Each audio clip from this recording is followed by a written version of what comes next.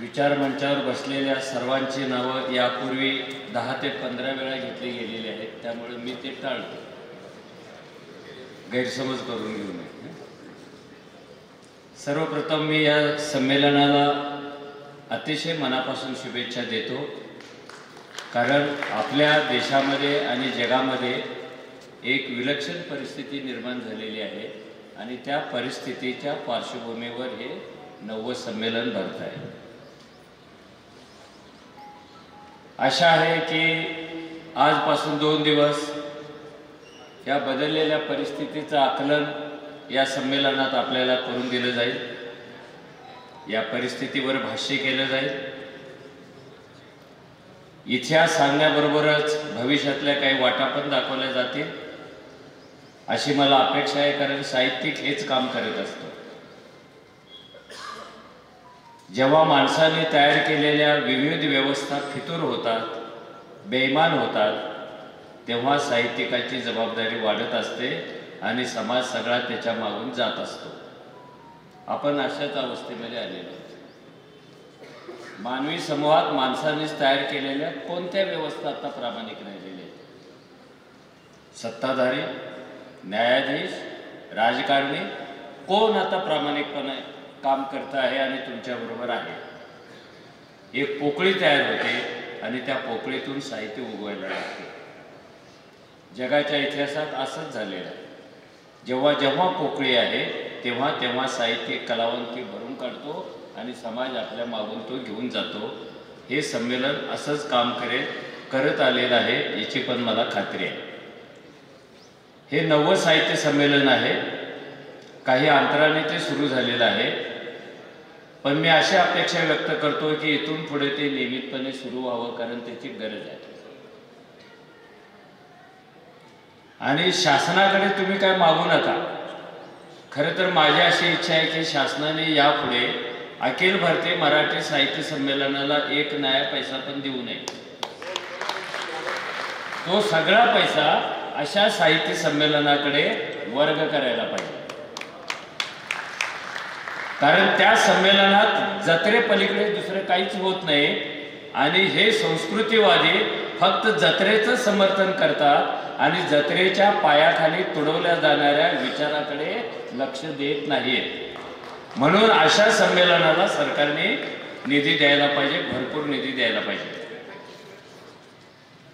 पण सरकार असं करत नाही। ते करो अथवा न करो, आपण आपल्या माणसाच्या हिमतीतून, त्याच्या विश्वासातून ही संमेलनं घेतच जातो। की आजचा जो काळ आहे तो असा विचित्र काळ आहे की कुठे पाऊल ठेवल्यानंतर कुठे स्फोट होईल हे सांगता येत नाही।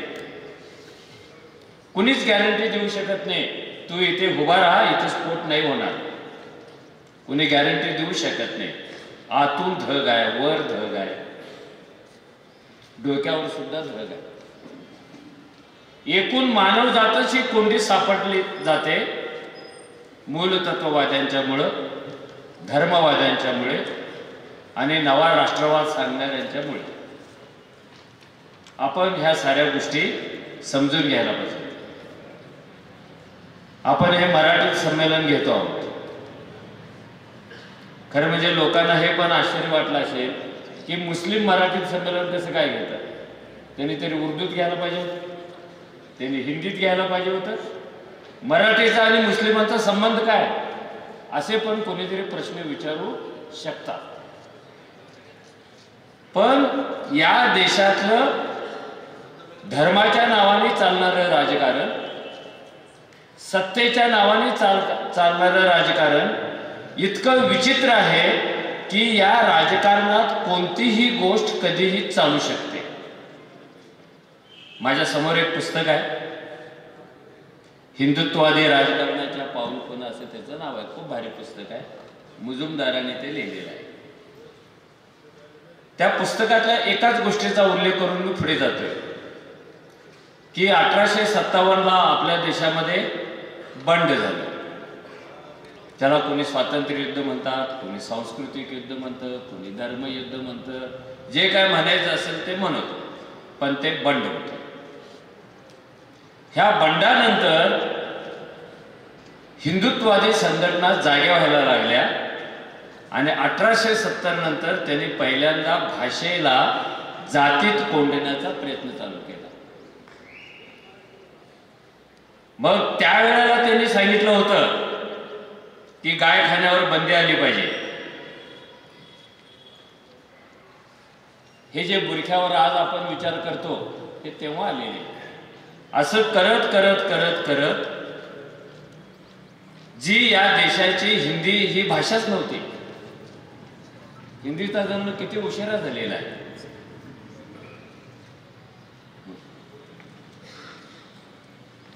अगोदर सांगायचं होतं ना.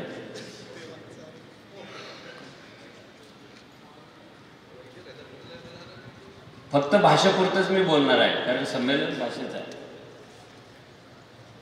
हिंदीचा आग्रह धरला पाहिजे आणि हिंदी ही शुद्ध केली पाहिजे कारण उर्दूमुळे ती अशुद्ध होते.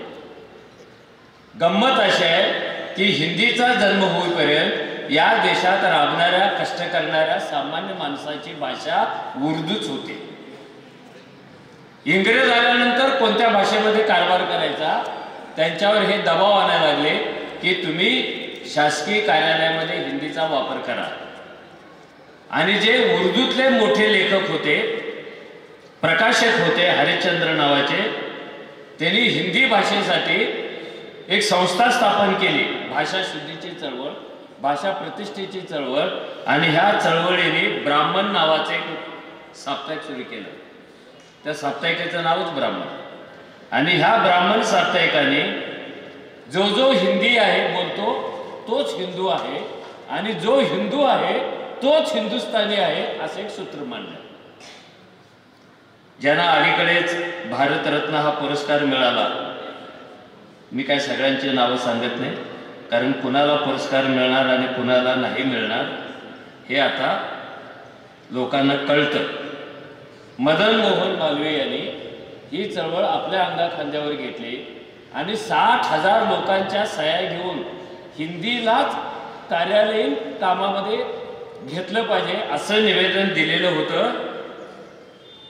त्यावेळेचे एका प्रांताचे गव्हर्नर मॅकडोनेल हे दिलं 1897ला आणि 2000ला त्यांनी ते मान्य केलं की हिंदी ही सरकारी कार्यालयातली भाषा असेल. ज्या दिवशी ही गोष्ट घडली त्या दिवशी भारत सांस्कृतिक दृष्ट्या हिंदी विरुद्ध उर्दू असा विभागला गेला. आणि पुढे असं झालं, भाषा जातीत घुसवली गेली, भाषा धर्मात घुसवली गेली. कारण भाषेचा आणि धर्माचा काही संबंध नाही, कम्युनिकेशनचं साधन आहे. आणि जगात असं कुठेही झालेलं नाही जे भारतात घडलं की ह्यांची जी संस्कृत भाषा होती देवाची ती इंग्रजी समोर आणि ब्रिटिशांच्या समोर टिकली नाही.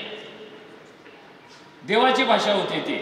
भारतामध्ये भाषा सुद्धा देवच जन्माला घालतो, माणसं इथे काहीच जन्माला घालत नाही.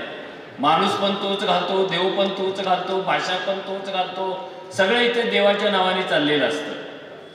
मॅकडोनलचा निकाल लागल्यानंतर हा देश हिंदी विरुद्ध उर्दू असा विभागला गेला. हे कल्चरल वॉर होतं.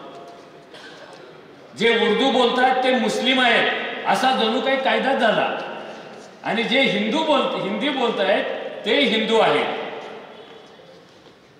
आणि ह्या सगळ्या भाषेतून विभागलेल्या गोष्टी, भाषेमुळे विभागले गेलेला समाज चालत चालत आज इथेपर्यंत आलेला आहे. आपण ज्या काळामध्ये संमेलन घेतो आहे हा जो काळ आहे हा सांस्कृतिक युद्धाचा काळ चालू आहे. जेव्हा मोठं युद्ध करायचं असतं त्याच्या अगोदर सांस्कृतिक लढाई लढावी लागते. आणि आपल्यावर गेल्या 10 वर्षापासून सांस्कृतिक युद्ध लादले गेलेलं आहे वेगळ्या वेगळ्या प्रकारे.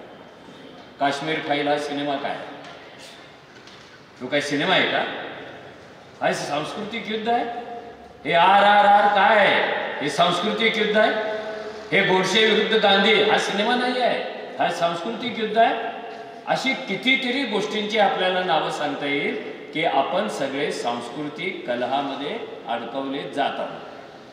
त्याच्यातून बाजूला पडायचं आहे की नाही हे आपण ठरवायचं आहे. त्यामुळे आपली पण संस्कृती आहे. आणि इथे आपण कितीही ब्राह्मणांच्या नावाने बोंबललं तर एक लक्षात घ्या, इथली संस्कृती ब्राह्मणांनी कधीच तयार केलेली नाही. इथलं साहित्य त्यांनी तयार केलेलं नाही. जे तयार केलेलं आहे ते ओबीसीनी केलेलं आहे. हुसेनभाई महाभारत लिहिणारा काय ब्राह्मण आहे का? ब्राह्मण आहे का? महाभारत व्यास ब्राह्मण आहे का? ज्या रामायणावर यांच्या खुर्च्या पट्ट्या झाल्या ते रामायण लिहिणारा वाल्मिकी ब्राह्मण आहे का? कोण आहे ते?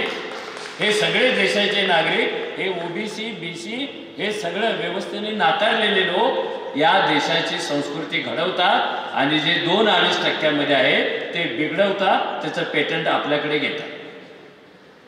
इथला कोणताही नायक तिथला नाही आहे, ना राम आहे, ना अर्जुन आहे, ना कृष्ण आहे. हे सगळे ओबीसी वाटावेत असे आहेत हनुमानापर्यंत, पण त्याचा पेटंट कुणी घेतला?